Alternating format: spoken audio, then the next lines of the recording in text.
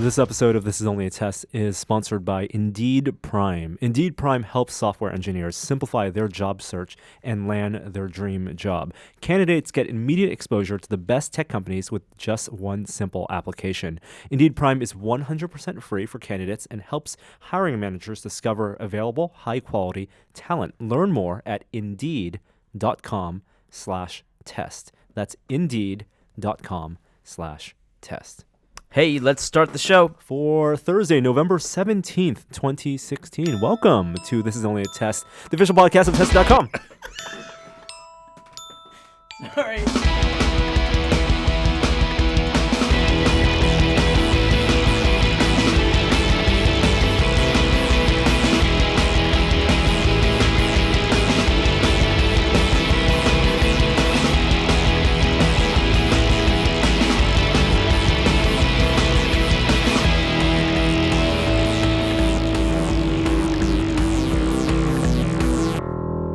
You know what that was? Like, I've got a regular touchpad, but I've got the mode on where if you just touch your finger very lightly to it, it counts as a tap. It counts as a click, you know? Because there's no actual click. Exactly. Like, it's set up for the quiet mode, so like if I don't wake my family when we're in hotel rooms and things, I can just lightly touch it and it Do you get the acts as a click? Yeah. Oh, so it's like 2 degrees of click. Well, Touch click. Right. And click. Sounds all like you're fake. It's all really fake. ready for next week I when the apologize. new Oh my MacBook goodness. comes. So thank you, Jeremy Williams, Kishore Hari, for joining me this week on the podcast. This is our final podcast before we enter a full holiday season. Now, last year, for those of you who listened to the podcast, we learned for the very first time last year about Kishore's crazy Black Friday ritual. Yeah, That was 1 year ago. I have an obsession of going out on Black Friday. Even if I don't really buy anything, I will go hang out with the people waiting in line at Best Buy. I will be there at 3 a.m. at a Target somewhere. What? Yeah, I know. It doesn't make any sense. I'm not trying to give a rational explanation. How do you why I make go your out. choice of which store to go to? I personally love bfads.net, not a paid sponsor of this podcast, and I map out where I go. They have full ad scans of everything, a searchable database of all the Black Friday deals, and they allow you to build an itinerary. Oh.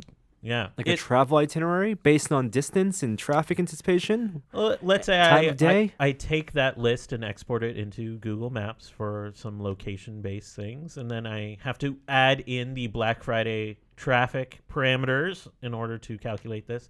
I'm just sound like a crazy person, don't I? Yeah. Yeah. I am not going this year. The ritual is skipping a year. How many years had you done it in a row prior to this? I'm probably like in the low double digits. It sounds like a young person thing to do, Kishore. I'm young. Is it a way for you to feel young? Are you not doing it this year because the deals are finally not good enough, because you're not in the market to buy all these things, because you can't stay up that late, because you have a kid, because of all these real practical shopping reasons? Okay, so the practical reason, the deals do kind of stink this year for a lot of reasons. I mean, Target last year had 40% off all apparel. This year it's only 30%. What's up, Target? Where's my 10%? No, actually, I think especially if you're in the market for some, high-end electronics like TVs and stuff, we're getting to commodity level pricing. But that's not the reason I'm not going this year. I am going on a vacation. I'm going to Singapore and India for a couple weeks on a family vacation. Outstanding. Wow. Yeah, it's going to be great. Tomorrow morning, I get on a plane for 17 consecutive hours. Really?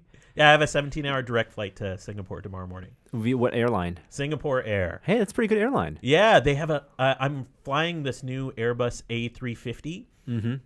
Just went into service last month. 11.1-inch screen in the seat. That's a really big screen. Now, dude, come on. You're on a technology podcast. You know the size of the airplane screen matters not. It's going to be what are the Are you saying the distance to create an optimal viewing angle? Well, those are crappy screens in general. They have the optical bonding is not there for sure. It's about responsiveness because they all tie into one computer system on the plane. It's all basically all virtual instances.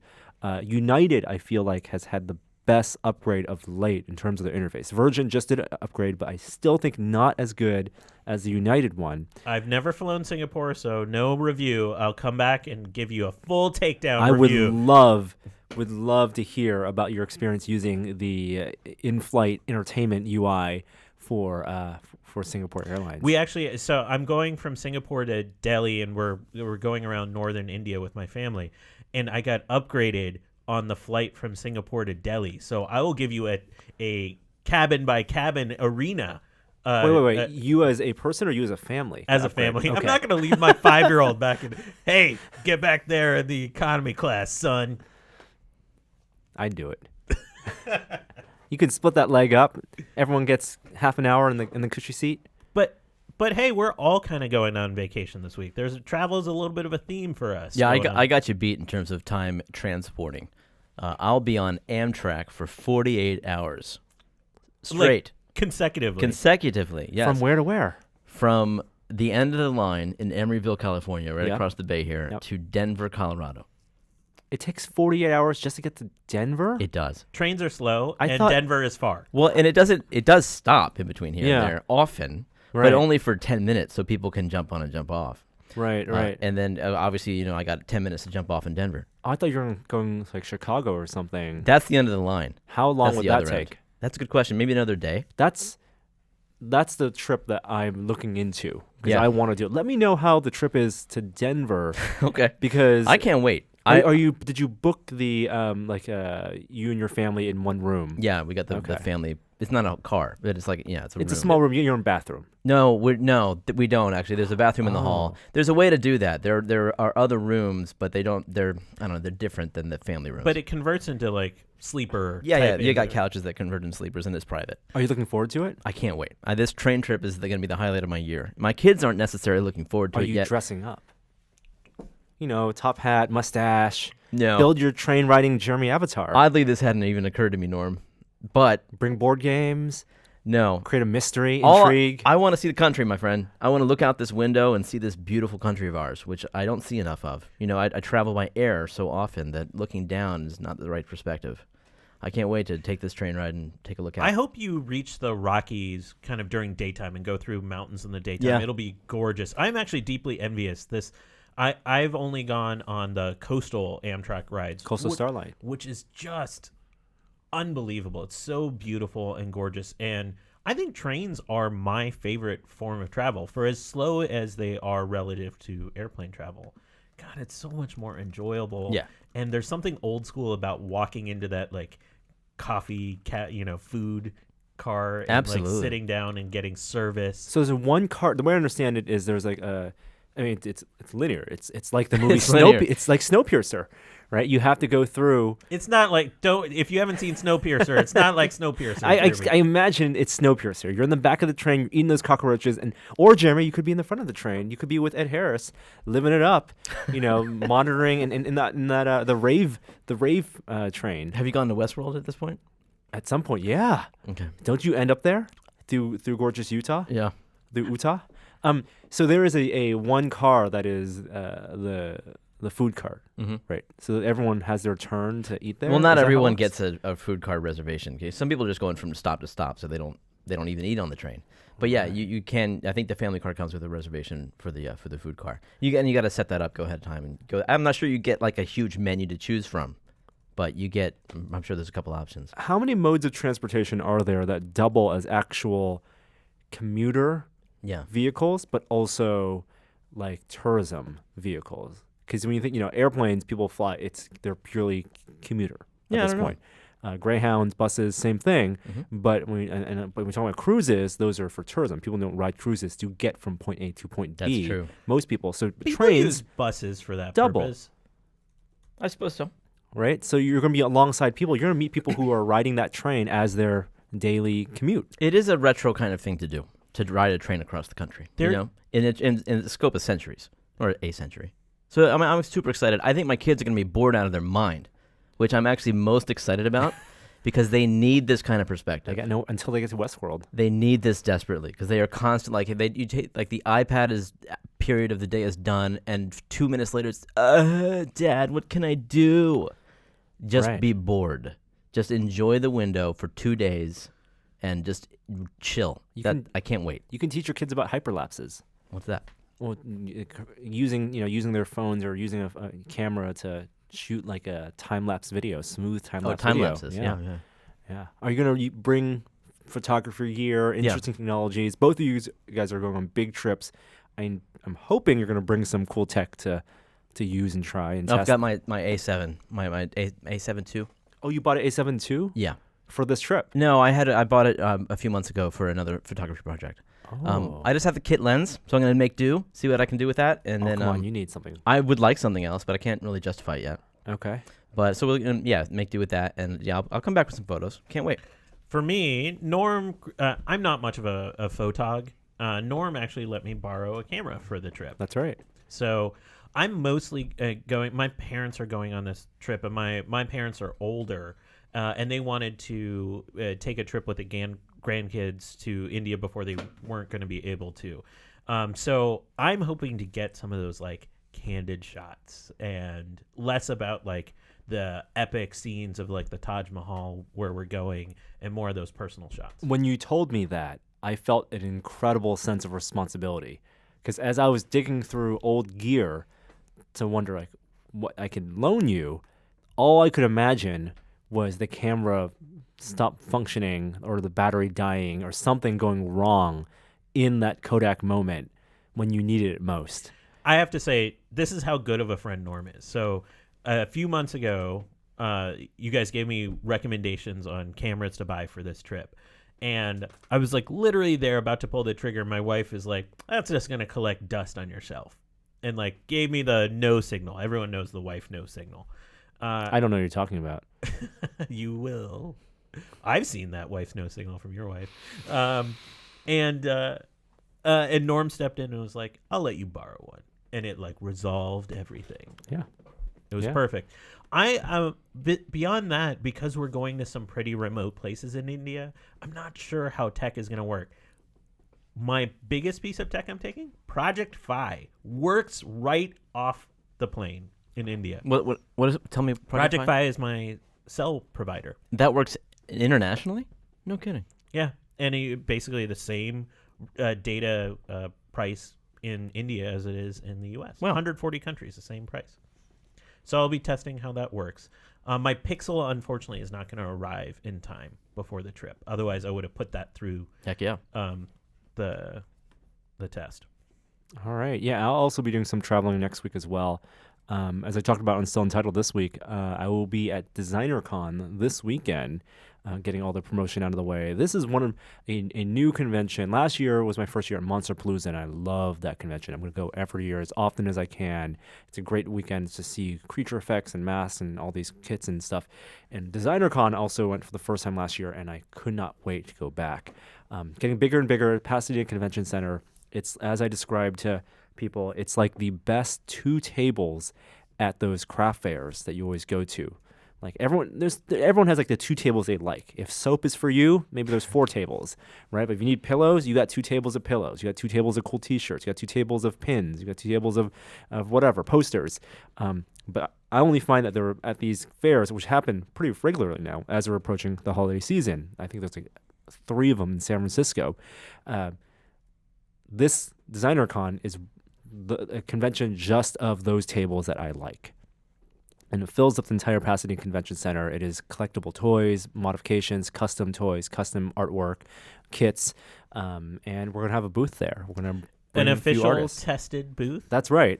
We were hooked up with a booth. We'll be filming content out of there, so we'll be doing some interviews from the booth. Our friends Bill Duran, Punish Props, he's going to be down there at our booth showing off some of his costumes. Sean Charlesworth, of course, of Tested, is going to be, we're road tripping down there on Friday, so he's going to be bringing some kits that he'll be selling. Kits of his scuttlefish, of the laser sword he made. It's a lightsaber. And I can't say it, and of some other things. And Ghostbuster trap, or no? I don't think he printed some of those. Got it. TARDIS though. Yeah, some TARDIS kits. We'll also have Sam Cobb there at our booth. She was on Face Off from the earlier seasons, and she makes Automata. So we met her at Monsterpalooza earlier this year. That's like your secret weakness. I love Automata. And of course, Frank will be there as well, and we'll have. I think we'll have the Rancor there. We actually haven't decided. We also will have these banners behind us. I don't know if you guys noticed these step repeats. That's pretty cool. So we'll have some tested signage. So you can't miss us. I think we're outside the main room, close to one of the doors as you enter the main room. Who's the artist that made this? Steve Kim, Fobwatched, who is a longtime Tesla listener, Giant Bomb listener. He did our pixel art guys.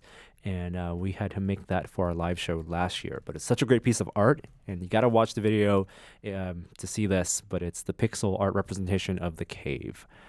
And Will is in there floating in VR. Very appropriate because that's his life now.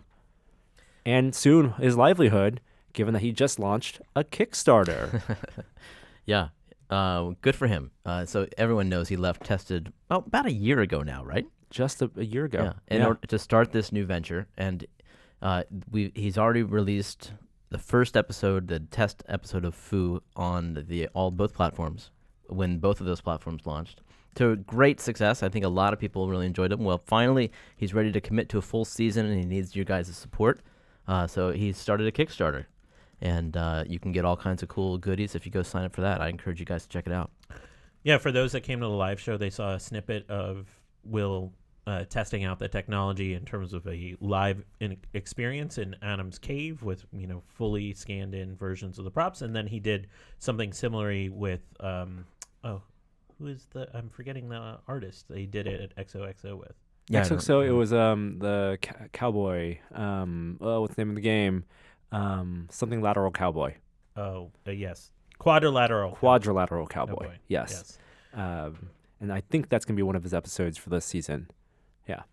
As of recording, he's 20% of the way to his goal. Help him out. That was quick. Nice. Good for Will. I backed it. I backed it immediately because, and Will mentioned this in his video announcement, they're going to do a science episode. And I happen to know the scientist. I'm super excited about seeing the platform go beyond video games. Yeah, me too. You have insider info about the episode, about the content? I may have introduced Will to this scientist. Oh, secretly producing. Always be producing. Always be producing. Another Kickstarter that I want to give a shout out for, and I promise we'll get to an episode at some point, is the Machination Studio. So I backed it this morning. This is that kit, this Colossus, Project Colossus that we saw at New York Comic Con. I think the guy's name is Michael Ng, I want to say. But he did a presentation about he designed it 3D printing, 3D modeled, 3D printed, 3D prototyped kit that's a giant steampunk mech. And it's mechanized and it's gorgeous. I gushed all over at New York Comic Con, and he's also launching a Kickstarter. It's a little expensive. I think it's like $450 for the kit with the electronics. I opted for the one that had a primer paint on it, and then I can weather it afterwards. What's it made out of? Laser cut plywood? So I don't know if for the kits he's 3D printing all the parts, but I think he molded and casted them. Oh, wow. Yeah. Okay, well, that's a lot of work. It is absolutely a lot of work, and it's massive. It's like, like a foot and a half, like 2 feet tall almost. Yeah. So check that out. I will try to put links in the show notes. Michael Singh is the guy's name. I think if you search like Project Colossus on the Kickstarter, you'll find it. So a lot of projects. There's one other piece of art that I think is worth bringing up. I saw a Chan original. My goodness. On Twitter of Ripley. Now, not a Norm Chan original. No. A Phil Chan original. So my relationship to my parents via technology is strange, and maybe you can relate. I get a lot of phone calls from my parents, and I see them in person. Tech support calls? No, just like social calls. But like when I get texts from my parents, it's weird because they do not text like people I'm familiar with, right? And they are very stoic in their texts and their emails because that's just not their language. So I got an email from my dad last night, and the subject line was dog, and it had an image attachment. I couldn't open it on my phone because it's a big file. But when I pulled it up, it was a painting. This is astounding. I thought it was going to be a goofy little painting. This is a nice painting. It's a painting of my dog. Wow. Of our puppy Ripley. He nailed it. Oh, yeah. It is a work of art. My dad's classically trained. You don't say. A watercolor artist, a painter. he's done exhibitions, and now he's done fan art.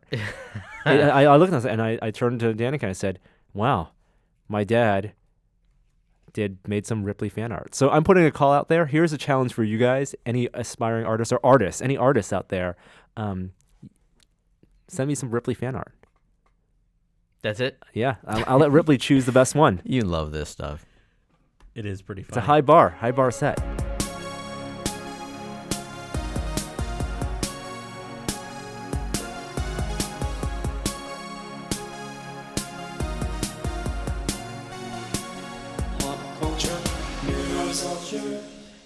We're remiss before we jump into the pop culture to make an announcement. Oh. We are not alone in this room.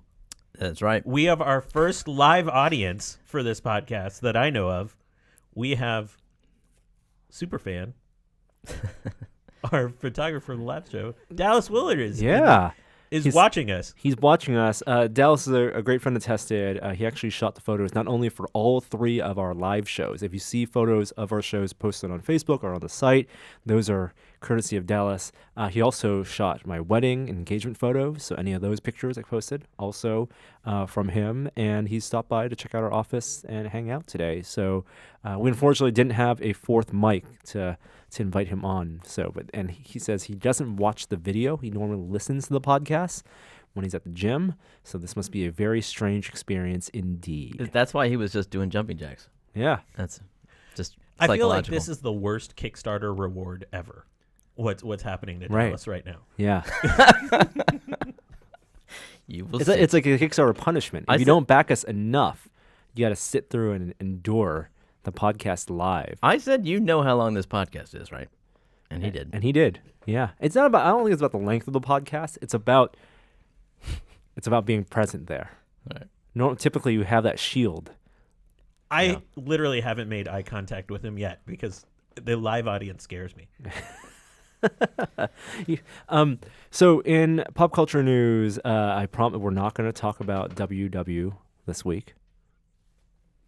Really? Whirlwind Pinball? That's the abbreviation for Whirlwind. Wonder Woman. Are you going Walter White? Are you going through? It is yes. I didn't. I'm making connections now. Interesting. Yeah, we're not going to talk about that TV show. We've done plenty of that. Although last Sunday's episode was amazing. But I didn't. I thought the first 20 minutes was the worst, though. By the way, I do not buy that executive from the board. I don't buy her at all. She's way too young. We've talked too much. You've said too much. All right, that's it. You've said too much. I got accused of that last week, and we didn't say much at all. We didn't. I know we didn't. We didn't spoil anything. We watch the series. All right. So who reads? Anyone read here? Because I got a book for you with no words in it. It's a book. And now, if you like Apple products, and especially the Apple products from the last 20 years, guess what? Apple's made a book for you. It's called Designed by Apple in California. Which I think in the Verge, this write-up for this book, called it was simultaneously humble and bragging. It was like the biggest humble brag title that you could give a book name. Yeah. Right? I mean, but the follow-up to that is, but made in China. Like, that's all I think of when you hear Designed by Apple in California. Right. So, I mean, yeah. I'm not sure it's something to brag about, but it's everyone sees that printed on all the products. It's a vanity project. So it's a large book. I think there were actually 2 sizes for it. But it's photographs, fine art photographs. Yeah, 400 pages or less? Of their products. From the last 20 years. From the last 20 years. Now, this is a book that anyone could have done. It looks a lot like their ads. I mean, it looks like you could have taken a lot of their stills from the advertisements and compiled them into a book. But they were apparently, presumably reshot by this photographer for this book. The photographer who did another book with animals. Same typical stuff. Subject on a white background. Very, And there's a promo video. Johnny Ive did a video about the book. And which calls it a design study. It's for design students. It's a reference manual for their products as art. For the audio listeners, I've been shaking my head this entire time. Do you know how much this book costs? I will guess based on recent Apple pricing, $500. Yeah. Well, the big one costs $300 for a book, for a 450-page book. What, you're going to justify this? No, I'm not. I mean, it's like we've seen stuff like Modernist Cuisine have those like epic photo books that are $1,000 for the series. So I'm not surprised by the pricing. And I guess I could see a design school picking this up, but it goes back to what Norm said. It's a project of vanity, and it comes at the wrong time for Apple. Apple's been eating it a little bit. Yeah, does a book get worse over time? Like the pages get more wrinkled, they misaligned, and they take features out. Oh, when you have to go to the Genius Bar to like get your book fixed. When you get to the last page, minimum. Does it lock up and you can't go back to the front page? No backwards compatibility in the book. I would actually be more interested in seeing a photo essay of the first 20 years. Now, I have no problem buying expensive books. I have plenty of expensive coffee table books. But those books, the vast majority of them are not just pure art books. There's information in the books, and they're beautiful formats. Like you have the art and the photos that complement this almost like commentary. Yeah. Like I love behind the scenes books. You get none of that here. Like I think $200 for a book would be reasonable. An Apple made an Apple themed book if there were essays written by Apple designers. How is a $200 book reasonable? Unless it has a screen inside of it, or something like Tim Cook delivers it to my house. I don't see how that's reasonable. It may be $50, maybe $100 if it's an amazing book. I mean, there are plenty of books that are in that $200, This is $300 overpriced range. because it's Apple. That's the only reason this costs. It's it's overpriced because they made it their way, and it doesn't have the value that I think people typically expect out of a $200 and $300 book. Like here's a perfect example: the Ralph McQuarrie Arts Collection set, like this new book that I think Abrams publish, and all those Taschen books. I'm looking up the price of it right now. And this book obviously will not be discounted. I mean, you're not going to find it on Amazon for half price, as you would many books. So the Art of Ralph McQuarrie book is $155. It's almost $200, but it's 800 pages, has complete art, and also these wonderful essays and lots of good annotations, information, useful things that you can get more, that you'd find some utility from beyond just looking at the pretty picture. What are the photos of? They're all of the original concept arts for Star Wars. Okay. Every single piece of original concept art that Ralph McQuarrie did, Right. all his matte paintings, everything, So plus a annotations. development process. That's interesting. Yes. Backstory. Yes. That's almost like a Yeah, and that's my point. My point Educational. is the Apple book, the idea of a $200 and $300 book in itself isn't ridiculous. It's what kind of book they chose to make out which of is it. Photos of their released Which products. is just photos Yeah. of their released products. Yeah. And that I think is and maybe that's a very Apple thing to do. They want to let the products speak for themselves. But yeah, that's why it's getting some ridicule in the media. Yes. In other news, I passed up being present for my UPS delivery of my new MacBook to be here today. Oh, Yeah. wow. Yeah. So I don't even care. What? Yeah. I'll wait till tomorrow. You know they're just going to jostle it around another few hours. You're comfortable with that? I'll be all right with that.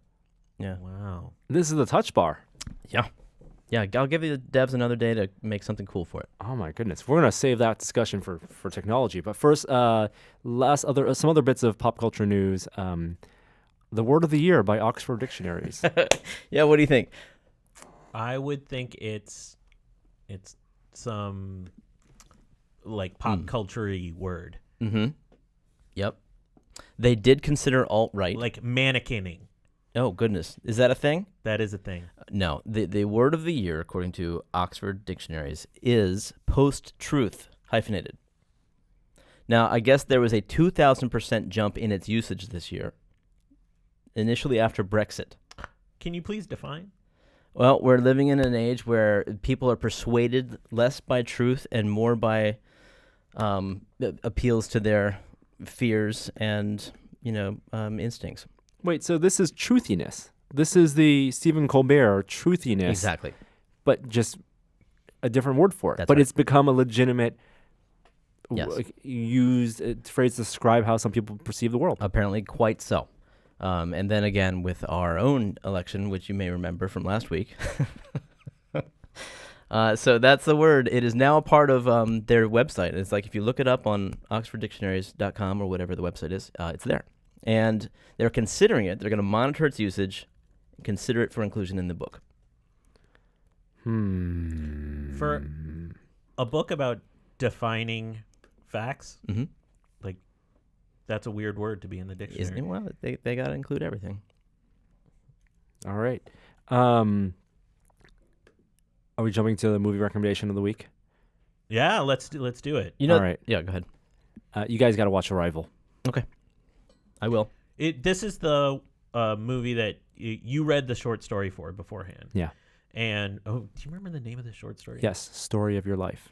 And so I always ask this question when there's a book associated with a film. Yep. Did you enjoy the short story more than the film? Oh, see, yes. And the only reason I enjoyed the short story more than the film is because I read the short story first.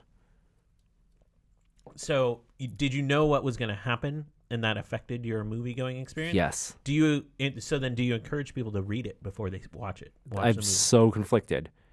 At this point, given that the movie is new and it's out, if you haven't read the short story, watch the movie first. Okay. And how much of a recommendation? Where do you put this on your movies of the year? Maybe my favorite movie of the year. Whoa. I mean, Rogue One isn't out yet, so we don't know. And frankly, it's not been a great year for movies. Name like the best 3 movies. Dory? That wasn't that great. I liked it a lot. Kubo? I liked it less. That was better. Don't say Deadpool. Yeah, it was fun. Deadpool was fun. I wouldn't put it on my best of list. Yeah. I hear a lot about Moonlight right now. But right, Moonlight, La La Land. And I definitely want to see those. What was the big Marvel movie this summer?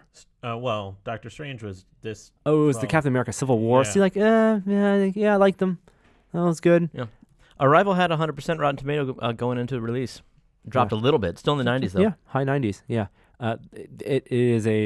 It is one of those movies that it's gonna stick with you, and the less you know about it going in, the better. Good. I like their YouTube ads, by the way, because they had a lot of forced runs before I could watch my YouTube videos, and they were short. Like they were shorter than the skip period, like 5 seconds long. Do you remember that? No. I don't even know how they get paid for that. But yeah, it was a forced run ad that was just like Rotten Tomatoes 100%, and then like one quick sentence, and then that's it. Quick ad. I like those ads. Good ads. They didn't want you to be spoiled. Nope. Yeah. I don't have a good transition to the next story, so I'm just going to ask you the existential question that's weighing on me. If tomorrow the U.S. had to forego $5 and $20 bills, like pulled from circulation, what would you do? 5 and 20? Yeah. Those are the most used currencies. We're keeping ones and tens. Like forget the ones. Like let's say there are actually coins in place instead of ones. That's a lot. Oh, okay. You're saying the bills are gone, but They're gone. Coins replacing the bills. No. There's bills, no denomination for 5 and for 20. They're replacing it, but you have to like wait in line at banks, and it's like hideous. So I take my old money to a bank, and they'll give me what? The current money. Oh, they're replacing them with new bills. So new meaning like you bring a 5 to the bank and they give you 5 ones. No, they give you a new $5 bill. Oh, okay. So the denominations themselves, because I was like, yeah. Wow, if as a society we denied the use of denominations of 5 and 20 without raise the prices or lower prices of things. I would need a heads up on this. I would need a heads up about 6 months, maybe a year, to allow myself to find a day where a lot of people aren't going to be at the bank, and I would go and exchange my money. How about if you got 48 hours notice? That was what is happening. So I'm heading to India, as I said, and this is what's currently happening in there. They removed the 500 and 1,000 rupee notes from circulation, which represent 86% of their total bill currency. And they're replacing it to try to kill a black market on that currency. But now there are these massive lines, ATMs running out of money, banks having multi-hour lines of people working in them. But it brought up that existential question, like, what would happen if bills went out of circulation, like at the snap of a finger? Right. At the snap of a finger is the tricky thing. I mean, there's a whole movie about that fictional, I guess, Millions, which is really a charming Danny Boyle film. Yeah, G-rated. Lovely film about the UK switching over from pounds to euro, but obviously I don't think that actually happened. Yeah. So is there infrastructure for that? You have no. No. The answer is no. The answer is really no. Giant dumpster fire of cash. It is. Burn the cash. That's why you don't carry cash. That's why it's why you got to use digital currencies. So is this the lesser of two evils? Is this a smaller problem than the counterfeit problem was? I don't know of any good sources of information around this right now. There is definitely a black market. It makes no sense that this was implemented so quickly. Were they easy bills to counterfeit? Why was this such a big black market? I don't know. All right. Can you please bring back one of these counterfeitable bills? I will. Thank you. You should keep one just in case for time travel. Oh, by the way, the new bills in circulation that are replacing these old ones are essentially look like the mirror image of what it was before. They don't look that different. I think they have like an additional anti-counterfeit measure, but they don't look that different. And I was like, this is just making it worse. That's not right. Interesting. So that's what's ahead of me. Wow. Well, you're going and you'll get the right currency heading in, right? Yeah, I think so. I think I'll be fine because I'm going to use Visa everywhere. Whoa, someone added Ghost in the show. I know. There are two more things I got to add to the pop culture news. I mean, just because it's a very heavy pop culture week. New Ghost in the Shell international trailer? It's just trailer. It's regular trailer? We haven't talked about it. Released on Sunday, so we didn't talk about it last week. Okay. Yeah. Ghost in the Shell, which is the Western remake of the Japanese film and anime series. Mm-hmm. The first full trailer from that movie was just released. And there have been people who really like the trailer, and there have been people who have been still critical of the movie. Yeah. If you have the opportunity to hire Scarlett Johansson to star in your film, you hire Scarlett Johansson. I don't know. I don't agree. You don't agree? Because you're a fan of the comic? Yeah, I have to say I was my first seeing Ghost of the Shell was the animated movie. Mm-hmm. I just think it paints a larger problem. Like, why it would have been really easy to cast this movie with someone else. Mm-hmm. In a way that I think it's representative of a larger problem. Absolutely. Too.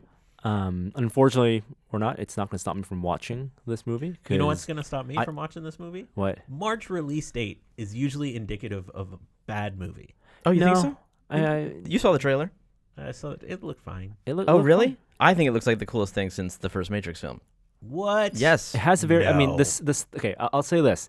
There are things in the trailer. I'm not saying the movie's going to be great, but the trailer's awesome. The cityscapes of the trailer are very Blade Runner-ish. True. When they showed those holograms and that dystopian world, the future Tokyo, future Japan. The action looked good for action. Mm-hmm.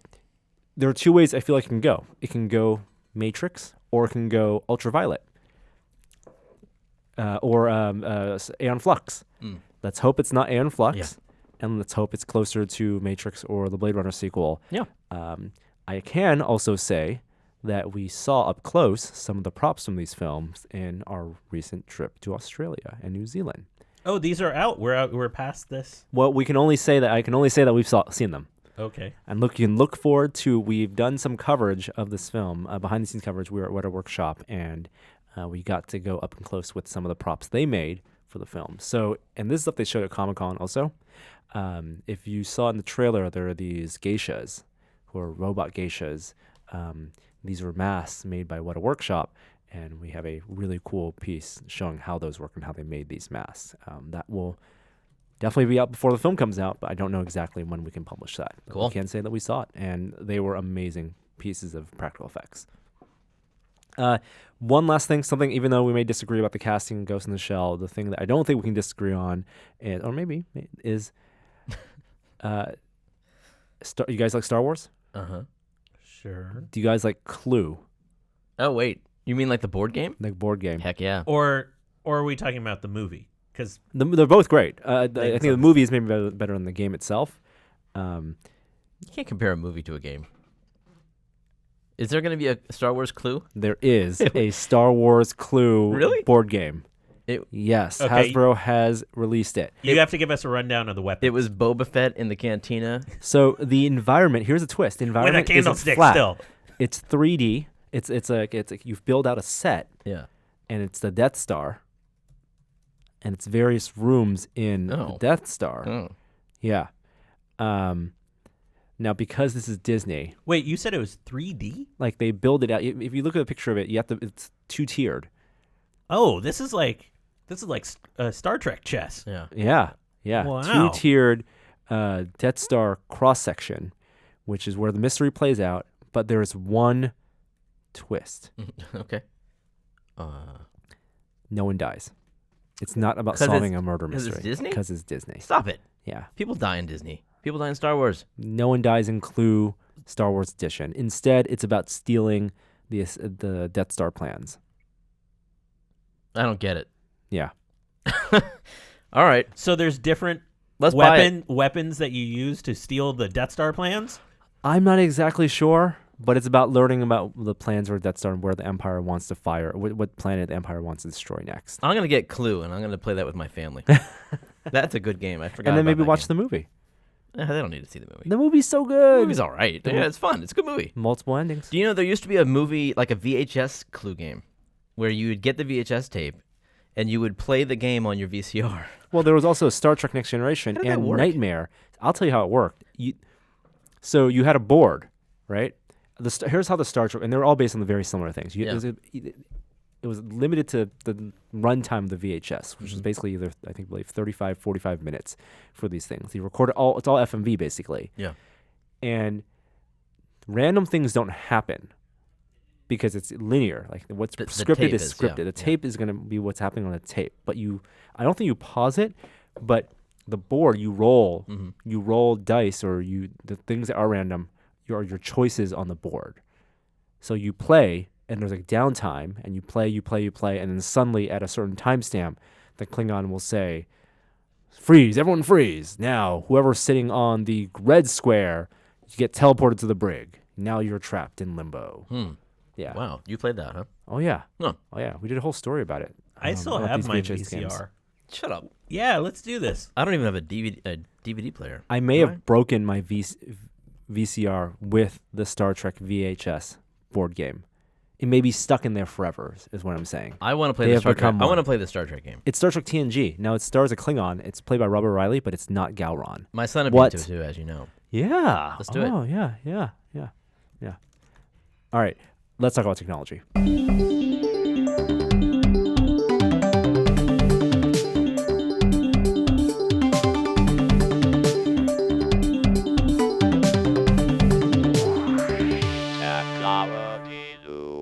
Oh wow! Sign me up.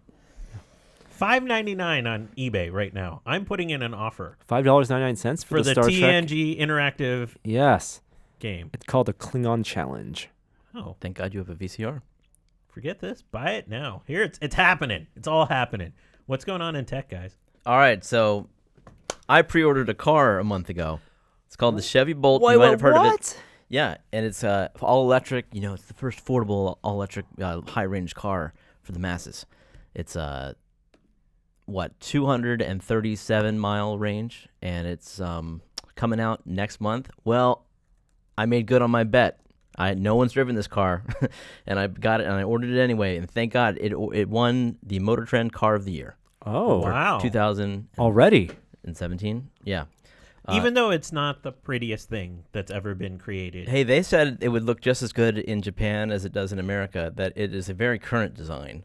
So I'll Okay. have you know, it may not look as good as a Tesla to your eyes, but it's very practical. Fair enough. No, it's not sexy, but it's got it where it counts. It's the Millennium Falcon of electric cars. I'm excited. This is very, I had a big sigh of relief because I was a little nervous because I've never had an electric car. Don't know. Yeah, who knows what this car's going to So be. there's no news about when you're getting it, though. Yeah. I'm supposed to get it in a couple weeks. Couple weeks. Yeah, Wow. this is the Oh my goodness. the targeted production week right now. Oh. So I know you have multiple cars right now. So Yeah. how quickly are you going to wait to get rid of one of your cars? Like, are you going to give this like Well, a I'm gonna- window to test it out before you're like, okay, I'm going to let go? What do you mean? Like, because are you going to keep all of your cars? No, heck no. No, I'm trading one in. You're I'm trading tra- my car in. Oh, okay. So, Yeah. but you're not going to like hold on to it to see if the Bolt is right for you. You're just going No, to I'm dump all it. in. You're all in. No, I don't do that. That's great. Life is short. You know, I mean, I don't know. My biggest fear with all the battery situations this year is the battery. I just want to make sure that is secure and safe, and I'll be checking the garage every few hours just to make sure that nothing's on fire. But it's I'm excited for it, and I'm really just relieved that it won this award. That they gave it quite a lot of praise. So if you're in the market for an electric car, check it out. I'm supposed to breathe now. Do they activate that based on your pulse? I have no idea.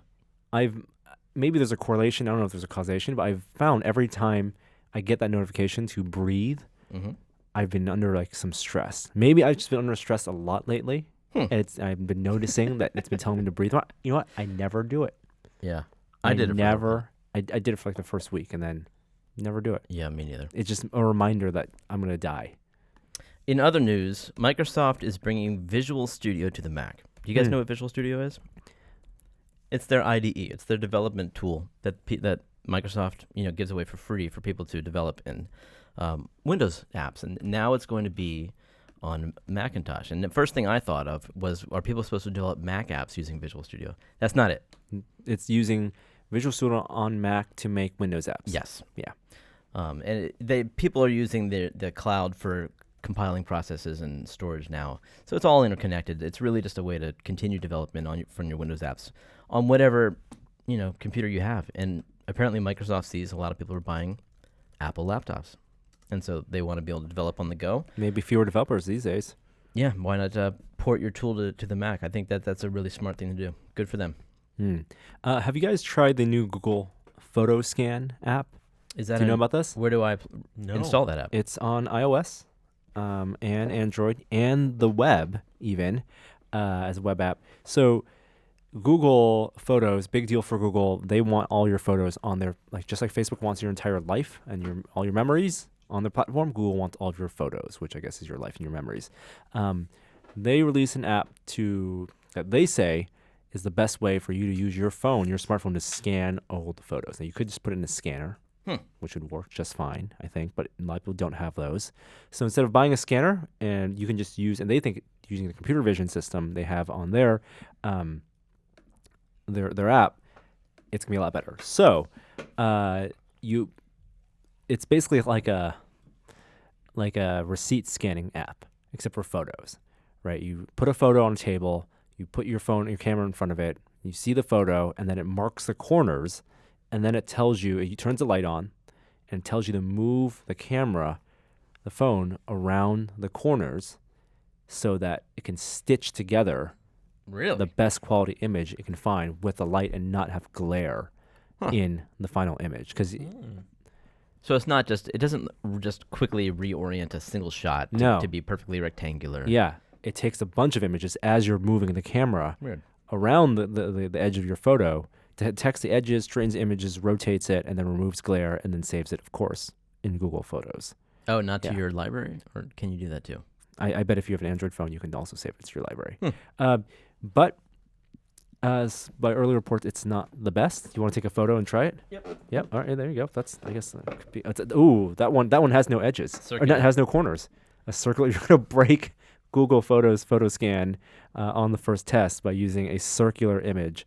Of course, it also has editing controls and all that stuff for filters. Cool. But yeah, that's their newest thing. Speaking of computer vision, I can't believe we didn't talk about this. It wasn't in the show notes. Their new quadcopters announced this week. This is probably the biggest product news of the week. Have you already gotten your hands on one? Not flying them, but we got to see them. I got to handle them up close. What's it called? DJI, because they love to iterate and fast, and they call it innovating, but they just basically cannibalizing their own product. They're not afraid to cannibalize their products. Jeremy, you're going to test this, the Google Photo Scan? You keep talking. All right, okay. When was the Phantom 4 announced and released, Kishore? I want to say less than a year ago. It was like this spring. Yeah. Yeah. Phantom 4 is this spring. It's already outdated. Phantom 5? No. I think it's got to still be a SKU, right? It's just a lower end one? I believe they just lowered the price, but it is now there's the Phantom 4 Pro. Now, do you remember the Phantom 3 had the Phantom 3 Standard, Advanced, and Pro? And the difference between the Advanced and Pro for the Phantom 3 were just the camera systems. You paid like more. A larger sensor. No. You paid more for the ability to record 4K. One was 2.7K, one was 4K. And at that point, you don't need 4K. Save your $300, buy the Phantom 3 Advance. That's when I recommended last year. Phantom 4 and a Phantom 4 Pro, it's much bigger differences. So, well, it can't go higher than 4K. So what are they? Well, it is a bigger sensor. It's a whole different camera system with a 1-inch size sensor. Whoa. How's that compared to the Inspire? Better than the first gen Inspire. Holy cow. Yeah. So it's basically like a Sony RX100 1-inch size sensor in a quadcopter with new optics, a little lower field of view, equivalent for 24 millimeter equivalent, which is fine when you're flying. That it doesn't have that skewed fisheye bubble look, which I like. I like that it doesn't have that. Yep. But the other thing, it's not just that the whole camera housing and the whole camera system is different. It actually has a collision avoidance on the front, the back, and the sides. Did it previously only have it in the front? Only had it in the front. Wow. Yeah. And the sides. Now, two different types of camera systems. On the front and the back, they have stereo camera systems. And in the previous, the Phantom 4, it just had the stereo camera system in the front, which means that when you get close to, it creates a depth map of the world. It's very similar to what the iPhone does, except the distance between the cameras are pretty far apart because you're talking about more doing stuff at further away than 10 feet. So they're about, I want to say, maybe 8 inches apart on the frame, on the airframe. And so it creates a depth map of the world. And when you're flying up to objects 15 meters away, 10 meters away, it'll be like this radar indicator on your cell phone, on your app. They'll tell you if you're getting too close, you're getting close. You saw this with the Mavic. Like when you get too close, you get the indicator and then it just stops flying at some point. I didn't see the screen, but I saw the behavior. So you get that on the front and the back now. So if you're backing up and doing your reverse shot, it will also stop flying or fly around objects as best it can. When it's getting on the side, it uses radar. Radar? No, it's hold on. It's a different type of technology. It's less accurate, but it still works for collision avoidance. And it means that when you go side to side, you don't get the approximate distance. It's not doing depth map imaging of the world, but you're still getting some feedback. So it seems like the side might have less sensitivity. Like the side obstacle sensing range is only 7 meters. That's right. Yeah. But it's still collision avoidance on 4 sides, not top and bottom. Yeah. Which means you're going to feel much more confident when you're flying, and you're going to have a much higher powered camera system. So, I mean... And it lets you record at 100 megabits 4K video. Jesus. What does it stream at? 720 to your phone, because it uses the same light bridge system. Okay. The other thing is that now they have a transmitter model that has a built-in screen, so you don't need to put your phone in. Oh. Which is nice. Oh, like the Mavic? No. An actual big LCD screen that takes the place of your phone with the camera footage. So you don't use a phone ever, is what you're saying? There are 2 models. You can buy a SKU with a transmitter that you plug your phone in, or you can buy the one that has a built-in screen. I think it's $1,500 for the Phantom without the screen, and a couple $100 more for the one with the screen. But what's really interesting is yes, they're innovating on the hardware, they're iterating on the hardware, doing these new models. It's logical upgrades, better camera system. Battery life is going to be around the same, around that half-hour mark. But on the software side, they're also improving that as well. And so in the preview, I got to sit down with one of their engineers, not just a marketing person, and talk about how they view their products and how they view computer vision as an important part of their products. It's been slow to get to a point where they are right now. The first Phantom 4 had subject tracking, and we've been pretty critical of subject tracking because it hasn't really worked well, right? Like on the first Phantom 4, it didn't work well. It lost tracking in low light. It couldn't recognize the difference between a person and a tree. The Mavic does it a little better, and the Phantom 4 Pro says it does it much better. Now, what's actually happening, they say, is that when you tap a subject, if I'm flying and I see Jeremy and I tap Jeremy, their system will categorize the subject, as either a person, a bicycle, or a vehicle, and they'll have classification systems. And based on what the system thinks you are, it will track you differently and fly differently. So it'll know, for example, that a bicycle has a max speed and turns at this speed, and so it'll fly around you and follow you differently, which is important. There's no user feedback, though, right now, so it's not letting you correct. It's just letting you draw the box and say, okay, I think it's a bicycle. I think it's a car. I think it's a person. But it's data that they're collecting nonstop, and also the imaging that you're doing of the world with the depth mapping. That's saved. If you fly in your backyard and that's all you fly, It learns your backyard? it learns your backyard. No way. Yeah. That's interesting. Yeah. That seems legitimate. I have a hard time with this like intelligence that it's going to recognize you're on a bicycle and it knows what speed. That actually surprised me less because I've seen Really? I've seen some of the car systems where they annotate everything that the car sees through its lidar or radar, and it's extremely good at determining even like a difference between an emergency vehicle and a regular car, and they can do pedestrians and bicyclists and all kinds of things. But I would think if it constantly goes over the same area, it'll be able to understand. Yeah, that's cool though. It is really cool. I think that's the feature that I'm most intrigued by. So is the autonomous capability of this improving such that it can now fly reliably and track a subject through obstacles? Not through obstacles. Like a trees, like a small. So what it'll do is like I've seen tests where people have the Mavic, and the Mavic has been delayed, and you know they have production problems with that, meeting demand. Like if you fly a Mavic over, you track a bicyclist, and you're flying in a basketball court, right? It will navigate and go, and you can set the mode, and it'll go fly above the basketball, the backboard if it approaches that. But if it's like a tree, it's not going to know. Because it's not going to know how to navigate between branches. But it seems like that's a software problem, right? That is absolutely a software problem. Now, here's the thing that I didn't realize until after I chatted with the guy, because he was their VP of engineering and imaging. This guy started working at DJI last year. Before then, he was director of autopilot at Tesla. Oh, well, there you go. Dun, dun, dun. Yeah. Wow. Pretty legit. In addition to the Phantom 4 Pro, they also announced Inspire 2. Oh, yeah. Wow, big day.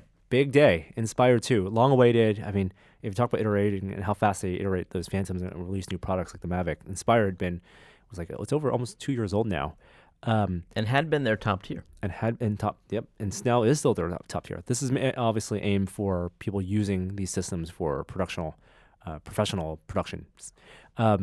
It now goes, they say highway speeds, I think like 60, 80 miles per hour or something. 60, it's fast. Uh-huh. There are 2 camera systems on board now.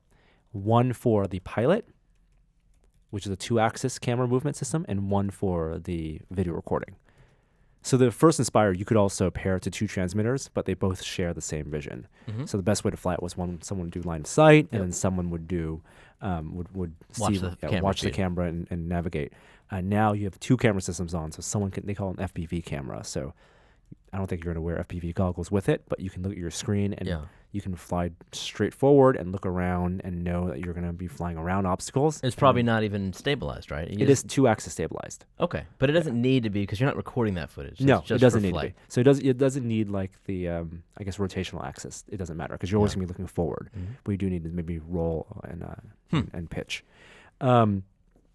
It's supposed to be a lot more powerful. It has obstacle avoidance on a couple axes, including vertical. But talking to them about like how they think about their products, they think of their drones as robots, right? Like they're building flying robots as opposed to building flying RC toys and RC machines. And they're putting a lot of development into building out the silicon and the computer systems that are the brains for these robots. Because it's not just like the things that are considered almost solved problems in the drone space for them are ESCs, right? And prop design. Like that's they have that locked down, right? GPS, but the things that they have to improve on are computer vision and the processing. And it's difficult because they can't just build, your robot, your driving car, because they don't know what environments these drones are going to be flying in. It's the open world, open space. Yeah. Right. And different temperatures, different wind conditions. So all of that has to be factored in. And also when you think about what cinematographers want to use these drones for, they want to get these perfect shots. They want, like in the ideal world, you can move 1-to-1, perfect acceleration, perfect lift, and you can stop it on a dime, and you can rotate, and you can angle it exactly how you want and have as long battery life as you need in that spot.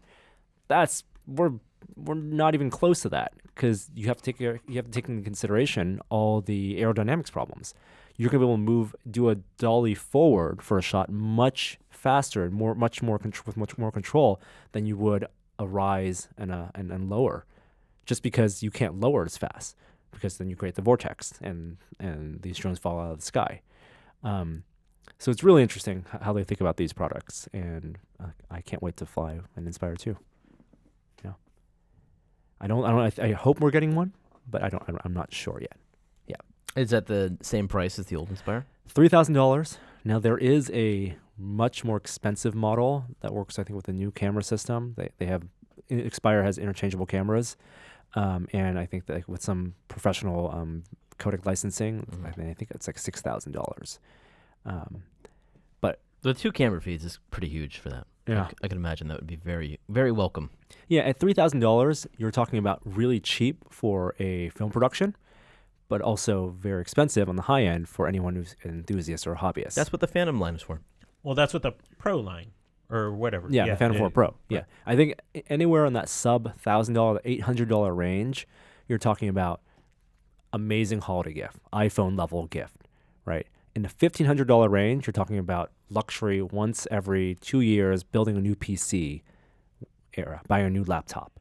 But then once you get in the $3,000 range, it's like, unless you got to make money. Yeah, unless you're using it to make money, exactly, then it's not really for you. All right, what else do we got? We have 2 big tech news items that we kind of buried the lead on. Talking to this equipment in front of you. Am I not? It doesn't sound right. Maybe I just don't sound right. That's better. Oh, okay. There you are. All right, here we go. See? Yeah, this is a good look for the YouTube audience. Hey, they appreciate it. Trust me. Okay. So I'm just going to keep doing it this way, too. So this week, the biggest post-truth news that came out was that Google was going to essentially stop letting fake news sites using their advertising service to start to punish them. And Facebook has been under significant pressure to do the same. And we're seeing a move against these fake news sites, which there's been a lot of reporting on how prevalent fake news sites are and how that reinforces the echo chamber. There's a pretty big story about it today in the New York Times. But I think we're still trying to get a handle on how big of an issue it is. I think it's pretty big news when Google says they're going to take their big lever, which is the ad revenue that these clicks generate. Yep. And turn off the spigot entirely. And while Zuckerberg has said conflicting things about where Facebook is going to do, they seem to be taking action as well. What's the reaction on your side? I'm all for it. This is great. Absolutely. I got to think that Google calculated what kind of a loss it is for their revenue, too. So I don't want to say they're it's good that they're doing this. I don't know to what extent they're actually falling on their own sword. But it's great that they're doing it. I think it's great that they're doing it. It's unfortunately timed right after the election, so there's a ton of like election hot takes that are driving this conversation, as opposed to it just being the natural iteration forward of what we're going to do anyways. There's a discussion to be had about who's the decider, though. Like, at what point does a news site become a fake news site? If they have legitimate headlines and they have some stuff that's sensational, where do you draw the line? Well, let me flip that question around. Flip it. Can Google or Facebook hide from the fact that they are essentially news sites, and that they are news distributors? Yeah, news distributors. They're aggregating news information. Well, if you think about the old model, right? Are they Grand Central Station and the news rack, or are they a distributor of news? Are they actually a publication? I think as soon as you have an algorithm in place that decides what to show and what not to show, then that's an editorial decision. Yeah. Yeah. So there's potential for concern there, right? Oh, should be. Yeah. I mean, this is a hugely gray area. I think they're trying to target for like places that are functionally publishing misleading information on purpose. Mm-hmm. Not, we have this viewpoint. People for whom that is their main business. Yeah. Yeah. And there's, but sites like there's a plethora of sites that came out of Macedonia that has been super successful on Facebook about distributing just complete factually inaccurate information. Great. the thing is that the alt-right and people who support these websites, they're going to slippery slope this argument. They're going to say this is just the beginning. Where do you draw the line? It goes on both sides. I don't think it's political. I think I think you could see it on both ends of the spectrum. In fact, the FTC today Good point. Released information saying that homeopathic drugs are going to have to substantiate their claims on the side. Now, you could say like they're going to fall under this spectrum, like misleading information on sites, and a lot of those sites deliver health information as if they were factual.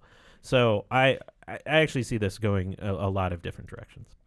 Anyways, it's one to keep an eye on. But I think it's clearly the biggest tech news item of the week because it draws Facebook and Google into this question of who they are as a company. All right. Last couple things. Google Wi-Fi is now available for pre-order. Is that something you're interested in? This is their mesh network Wi-Fi router system. I would have been interested in this about 2 months ago, but I ended up buying the Amplify from Ubiquiti. Yep. And it's been revolutionary. I should have listened to Jeremy a long time ago. So I'm just not in the market for something new. But I think Google's price point is better. So I'll be really interested. Isn't it comparable to Ubiquiti's? It's comparable, but it's a little less. They're slightly lower than some of the other systems. Had it had Google Home integrated into it, I would be over the moon. Isn't that weird? It's almost like they didn't talk to each other because that would have been a natural fit. Yeah. If integration, as opposed to spending another $100. And I know you didn't get your MacBook Pro in today, Jeremy. Thank you for joining us for the podcast and not waiting at home for the UPS truck. iFixit did, though. And I know that you are eagerly waiting to tear apart that MacBook Pro first opportunity for the benefit of tested audience, but you don't have to because, iFixit did it. So they took apart the iPad Pro or MacBook Pro with the Touch Bar and found some interesting things. First of all, they found that the speaker grills don't actually work at all. They don't. They're purely cosmetic. What? The speakers route sound through the air vents. It was purely a manufacturing thing to make it look like in line with the other MacBook Pro. Yeah. Interesting, right? And then it's like there was a bunch of things rearranged on the inside, different size battery, different layouts for the fans and the logic boards for Thunderbolt 3, because the one with the touch bar is the one with the better graphics processor, the AMD graphics chip that lets you do multiple displays. Okay. Good to know. Are we moving on? Yep, let's move on. Are we doing a moment of science today? Yeah, let's do it.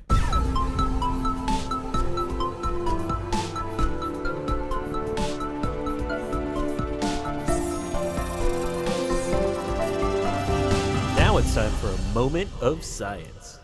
You guys, check out the supermoon. Now 5% bigger. The timing wasn't good for me. It was beautiful. Like I'm not going to Neil deGrasse Tyson this for you, but it's not that much bigger. It was great. Please Neil deGrasse this for me. No, I'm not gonna. I mean, it's almost imperceptibly bigger. What I think really worked out well for us here in the Bay Area is that we've had a few clear nights recently, so you could see that moon rising over the horizon, and it was gorgeous. So my son and I definitely went out and looked at the supermoon. It was great. When? Like 1 a.m. or 5 a.m.? We looked on Monday. It was really early. We went out and looked. Before sunrise? Yeah. So you woke him up to go look at the supermoon? He gets up super early. Wow. So, yeah. That was easy. But speaking of, I think there's something more beautiful than the supermoon that was just released. NASA just released hundreds of new photos of Mars.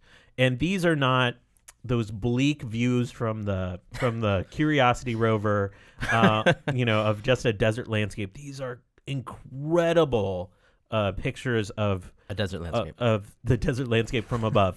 There's 2,000 images they released from satellite imagery from August, September, and October.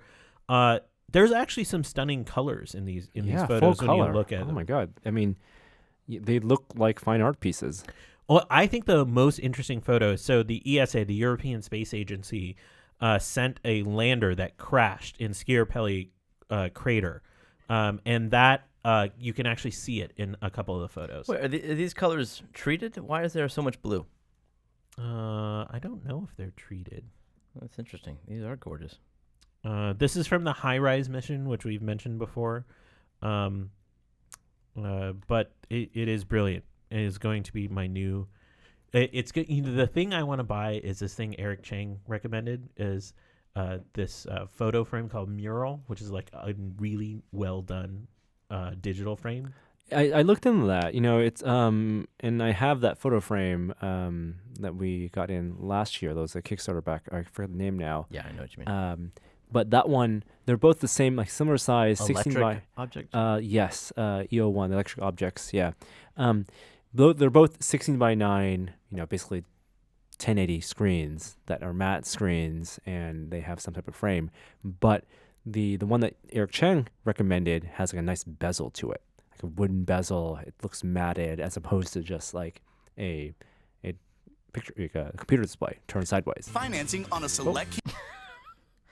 I got you not disturbed on. I promise. Well, I think these images of Mars are perfect for an item like that. Okay, jumping into the biggest science news story of the week. Oh, it was bound to happen. Even J-Lo got interested in CRISPR last week, if you heard my story on that. TV show, yeah. This week, a group in China injected CRISPR-edited cells into a human being. Now, this trial is focused on a patient that has an aggressive form of lung cancer, is almost assuredly going to pass away. And what they did is they used the CRISPR-Cas9 system to edit a cell to essentially turn off the protein that sort of down-regulates your immune response. So they basically tried to crank up the immune response by taking these edited cells and injecting in this person, so the immune system will more aggressively attack the tumor in his lung. This is the first time gene-edited cells using this technique have been injected in a human. We weren't expecting this till next year. There is basically universal doubt that this trial will succeed in any meaningful way. But when we talk about the pace of science, oftentimes about how long it's taken to go from isolating HIV as the cause of AIDS to potentially having a cure, how many decades that took. We've been talking about CRISPR for like a year, and now it's inside human beings already. The acceleration of this technology is like we have not seen in a long time. So why did it happen in China, and why now? Because there is a moratorium on doing this in the U.S. right now. Essentially, it's being held to through more rigorous review until next year.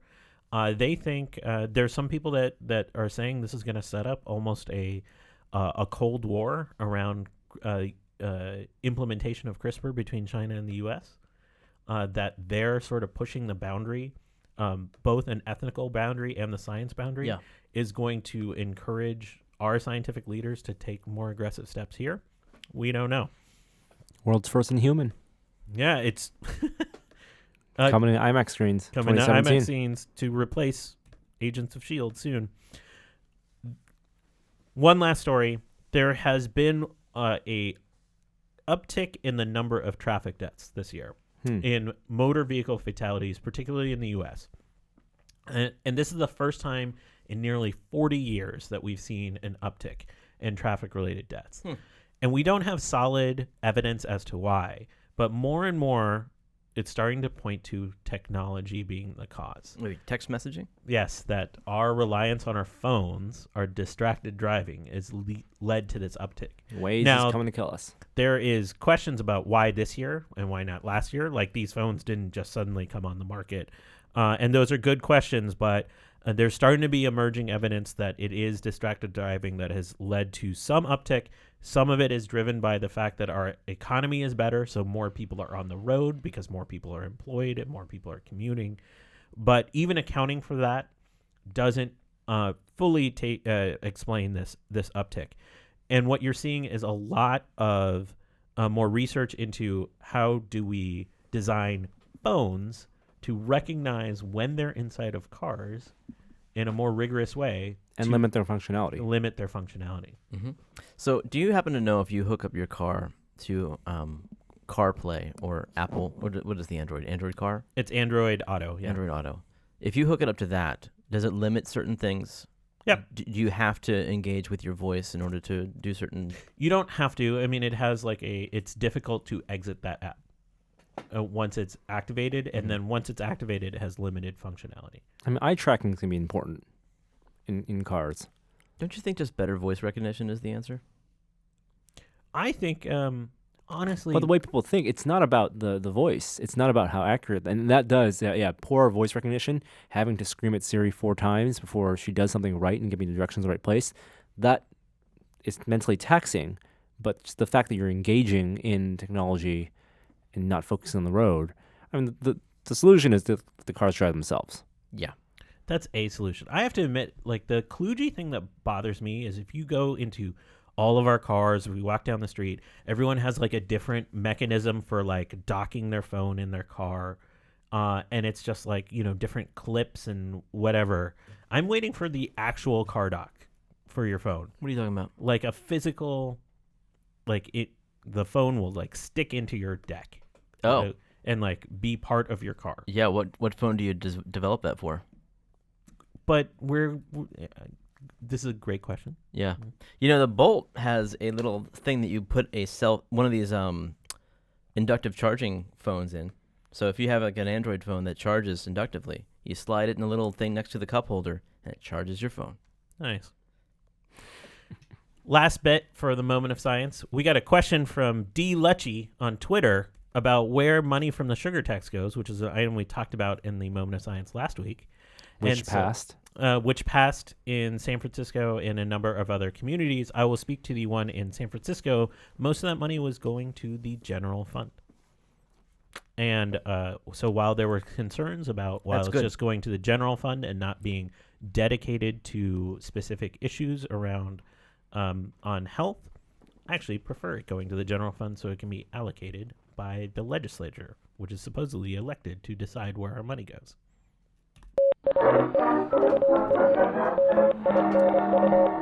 The VR Minute.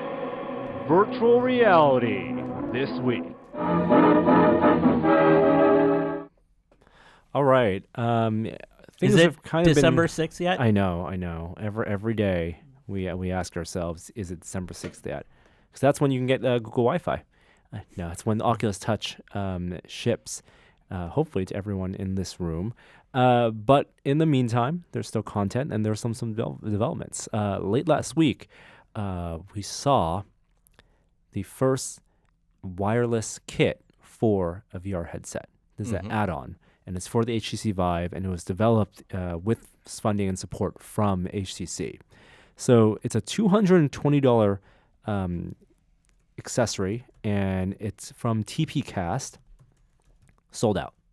I would imagine it is. Yeah. Here's how it's a wireless system, plugs into the headset, so you wear it in the back, and then it has a transmitter at the top that sends it to the computer, and it sends a wireless HDMI signal to the computer and USB for theoretically low latency VR play, and it also has a battery, of course, because you run it for, I think, was it 20 minutes at a time or something? It was not very long. Although they said they would be developing an additional battery pack model that you could put at your wrist or your waist on your belt. This is interesting because the wires are the biggest pain about using the Vive, and I think people pretty much agree about that. Didn't expect to see a wireless solution so soon.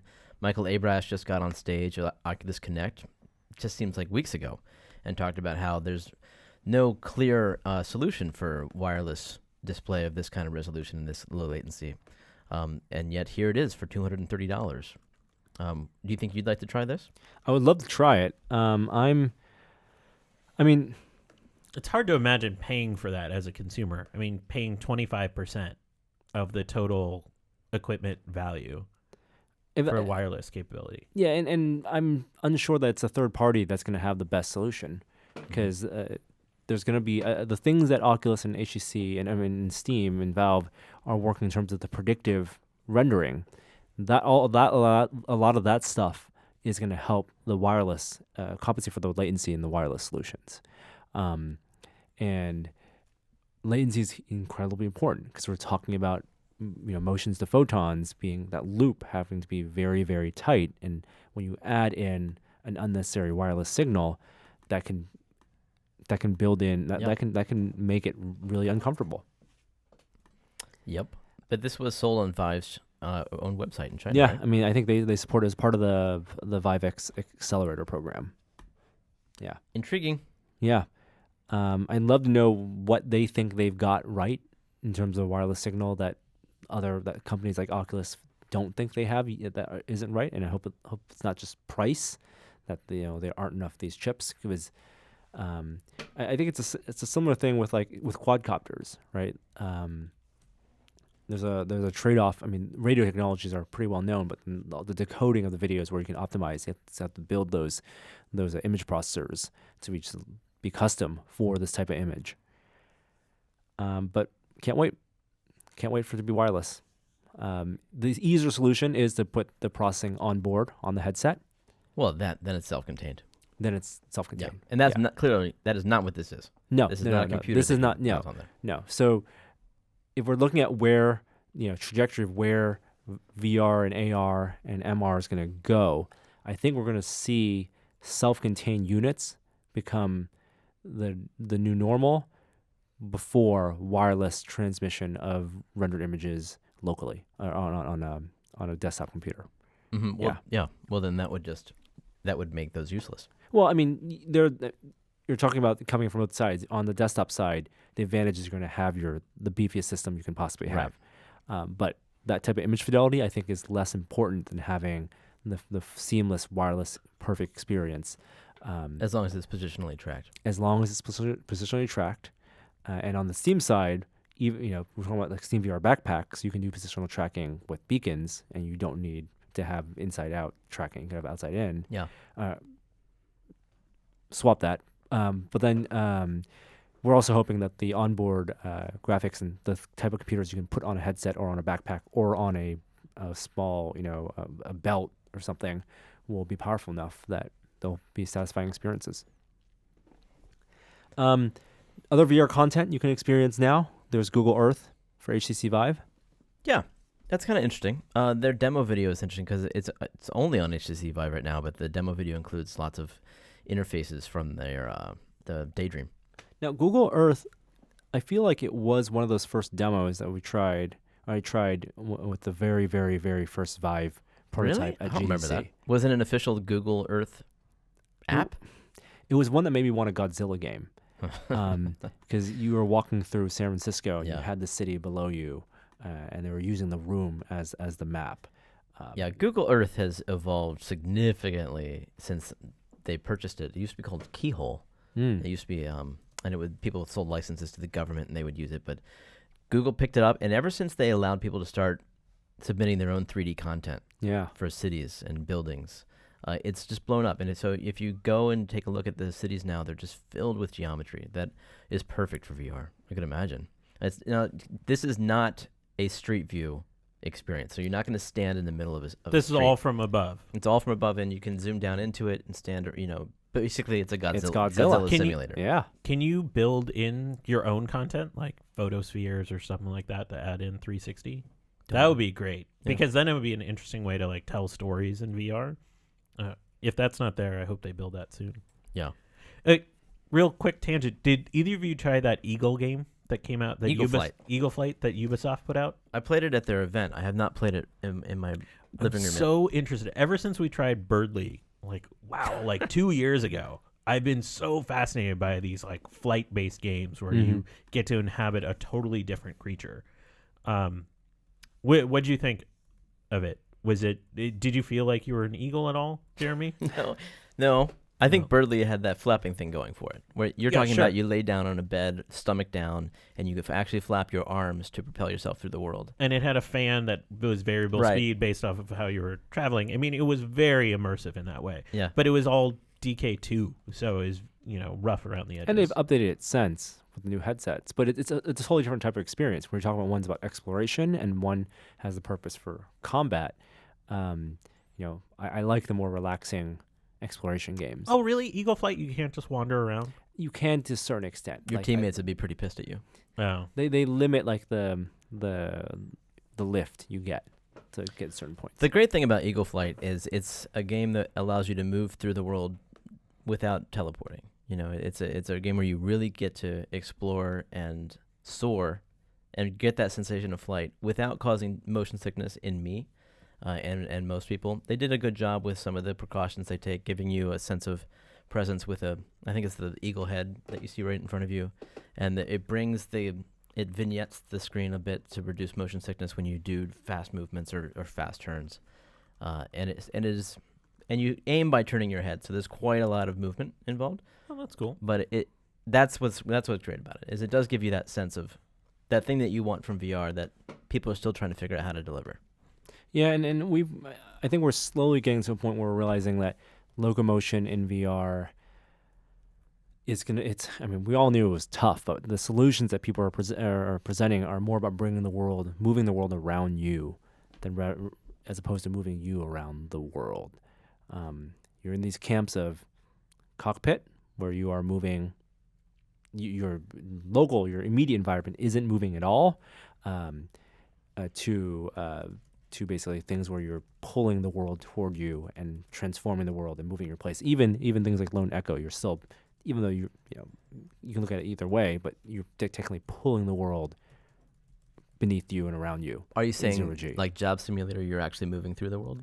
Job Simulator you are, and that's the local room scale. Mm-hmm. But beyond that, beyond the space, 15 feet by 15 feet, 20 feet by 20 feet you have, and not many games are moving to that. And I think it's this practical aspect of how much space you have to use these VR experiences, mm-hmm. and how much they cost to make. Like, it's easier to move and less taxing to move locally. On this subject, this is not a tangent at all. How does the holodeck work? How does the fiction of the holodeck work in it's treadmills? Is it? Yeah. No, because is it because they have the limited amount of space? Like if I were to walk towards that wall, yes. Why don't I hit it? Are you saying that there's treadmills that the floor moves beneath me? Yes, the floor moves beneath you. So here's how I understand it works, and it's in the maybe the unofficial canon. It's treadmills and isolating boxes. So if let's say this room that we're in is the holodeck. Yep. Right. You and I, the room itself is, let's say it's about 15 feet by 15 feet, right?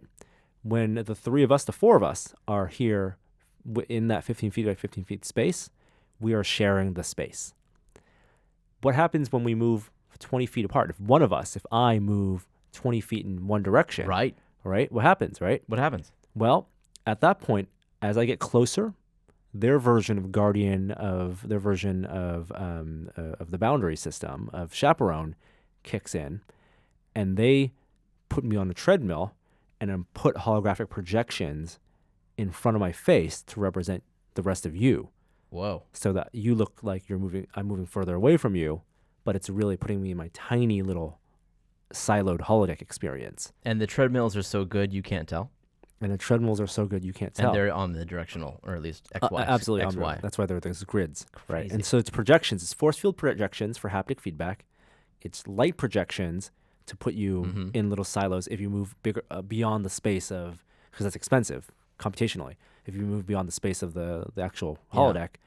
Yeah. But if we're in a shared space, like if we're actually within the confined physical space of the holodeck, then it's just projections on top of force fields. And presumably some sort of audio manipulation, so you sound further away too. Yes, that's also important. So need to isolate the audio. So the reason this was explained, that's a very good point. The reason this came to light. I haven't seen you that happy with yourself in a long time. is there is a Star Trek novel where they had holodeck prisons. And people would be trapped in holodecks, and it looked like they were in a shared fantasy world, but they were actually in their own. They were trapped in those silos, and the only way they could escape from them is if they move beyond their little bubble of projections faster than the treadmill could keep up with them. Oh my God! Wait, there's an episode that. No, not episode. It's a book. Oh, it's a book. It's a book. Okay. So what happened was, let's say you and I were trapped in our silo. Right, individual silos. Yeah. If I get close to you, mm-hmm. then our silos start sharing. Our bubble is shared. Okay. But if I pick you up and throw you, and you're off the ground, then I throw you beyond the bubble because the treadmill. You're not on the treadmill. Yeah. Yeah. And then you get Beyond the Veil. Wow. And that's how they escape the holodeck prison. This is really interesting. Thank you for explaining this to me. I've been watching some Star Trek, and I had questions. They've been answered. I feel like that deserves a transition. I wish I had a Star Trek one.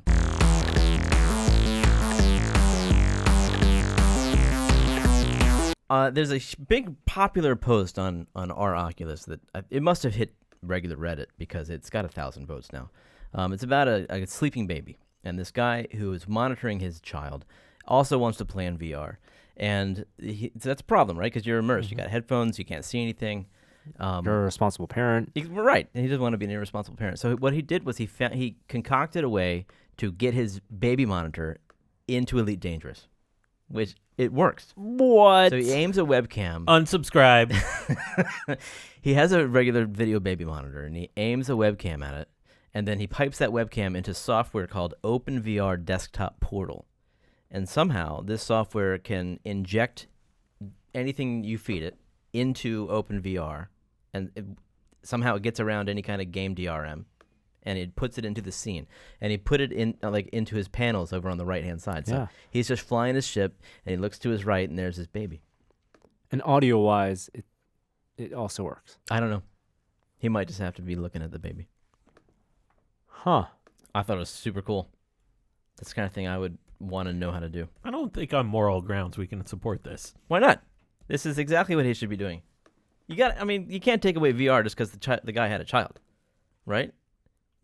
There's nothing wrong with this. This is exactly right. He's actually got the baby in his headset. This is better than anything else. He might be involved in a movie. He's got the volume turned down. He never looks at the baby monitor. That's no good. This is great. That's why I wouldn't call it great. 1,000 but votes. yeah, definitely innovative. One last thing. As we're gearing up for Oculus Touch launch, Oculus Avatars has now made its way to the new client. Well, yeah, it's in the software. Yep. So if it's been pushed to your machine, you now have that, but you wouldn't know it because there's no option to launch it in the utility. Yeah. But Can you make cool things? well, if you don't, it's really there for people with touch. So when that comes out, it's ready to go. But the good news is anybody can launch it, and so you just go into your Windows, find your Oculus folder in your program files, and then launch it. It's under, I forget. It's one of those subfolders, and it's Oculus Avatar Editor. You launch the exe. You can't save anything, but you can make your avatar. So did you make your avatar? Yeah, I messed around, but when I realized I couldn't save anything, I didn't think there was much of a point. Norm, I guess you have your Oculus Ready avatar from doing Foo. That's right. Yeah. Well, too bad I can't incorporate that into. Yeah. Yeah, that's just a model representation of myself. Yeah, a low poly model. I was thinking that it's gonna be fun though to see what you guys come up with. What kind of glasses do you choose? They don't let you do eyeballs. You have to be wearing glasses, right? Did you look at this? What? Am I right about that? You have to be wearing the VR goggles. No. I mean, you when you're designing your avatar, you can't just have eyes. There has to be a visor, sunglasses, weird futuristic things over your eyes. Why do you think that is? I think because they don't want to have that uncanny valley. Where you have eyes not pointing at people when you're talking to them. Yeah, exactly. Yeah, you just have directional. And I think that was the case. They had these sunken eyes in the Tron-like avatars in the toy box demos. Okay. Yeah. I mean, it's a good decision. I just thought it was interesting. Yeah. One last thing, not exactly in the VR related world, but maybe mixed reality, maybe alternate reality. Have you guys done escape games? Oh, I love escape games. Like an escape room? Escape rooms? Never done one. Want to. There's one coming up in January in San Francisco that's Defenders of the Triforce. Partnership with Legend of Zelda. Yeah. Like officially licensed? Officially. Shut up. It's licensed. not officially licensed. Is it really? I see the logo for Legend of Zelda. What? Yep. It's going to San Francisco, and there's one in LA. And let's make a reservation now. It's sold out in LA. So in San Francisco, January 31st to February 5th. Oh, that's nothing. It's a week. Let's do this. Yeah. 6 to 9 p.m. 6:30, 9 p.m. I'm there. Done. Yeah, it's at the Regency Center in San Francisco. It takes an hour and a half. I'll bring my ocarina. We'll solve this. I'll go with Shadow Link. Yeah, 50. And before we jump into our last segment, I do want to also thank the other sponsor of this week's episode, and that's VMware. So have you ever gone to a movie and said, well, why don't they just fix the problem like that? Of course, the answer is usually because then there wouldn't be a movie in the logic of the movie. But tech pioneer VMware has said, screw that. We're going to take the what if and turn it into a podcast, a show. So they dropped a couple of IT guys, kind of Men in Black style, with an old school veteran and a young hotshot into some of the most classic sci-fi movies ever, like Star Wars, The Matrix, Terminator, and Tron. And they go in there and explore Hollywood's biggest technology plot holes while having fun at the original writers and directors' expenses. And the podcast is called IT is Greater Than Sci-Fi, and all 8 episodes of the series are live right now at vmware.com/radius/sci-fi. You can download it from iTunes, SoundCloud, and all the other usual suspects. Again, that's vmware.com/radius.sci-fi. So it's an interesting podcast. I think it's maybe tangentially related to the conversations we've had, and they're the sponsor of this week's episode. So thank them for that. And let's move on to our last segment. Testing this week.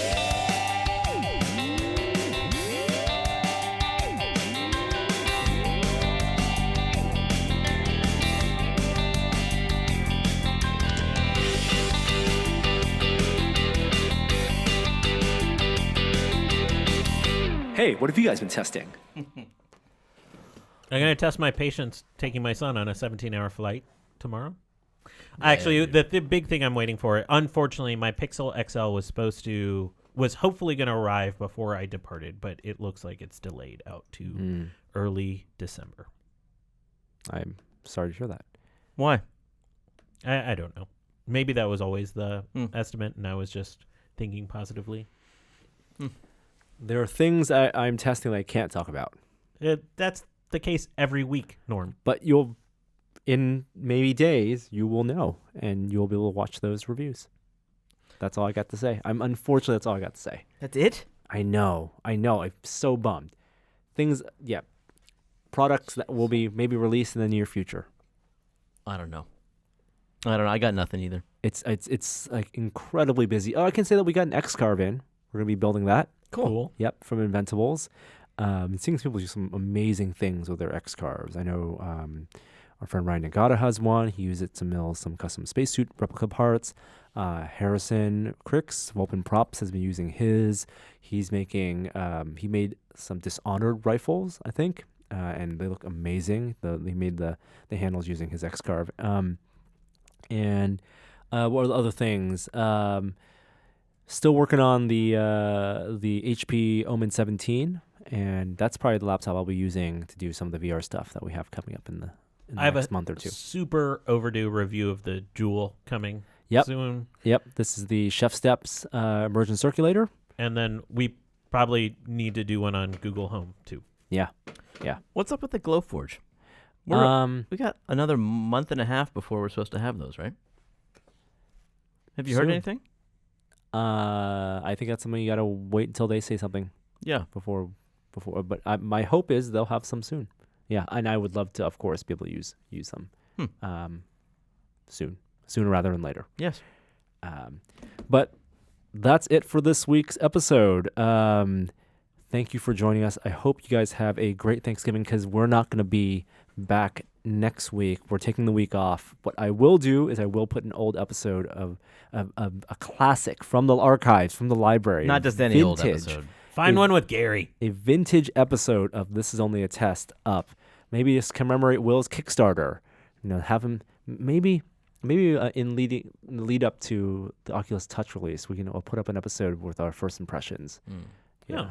Some early like VR DK1 stuff. Yeah. Yeah. To see how far we've come. That might be nice. So we'll see you the week after Thanksgiving. But hope you all have a happy and safe holiday. Let us know about your travels. Send some Ripley fan art. I'd love to see it. Have safe travel, sure. You too. Look forward to your photos. I look forward to hearing train stories. Got to buy that Christmas tree. I was going to play an outro, but then I got nervous because Kishore said that one I shouldn't play for sure. No, take a chance. There's a good one. All right, we got to vamp until this one. All right, here it comes. What's wrong with this one? Here we go. This one's great. All right. This. Hi there, I didn't see you. Is this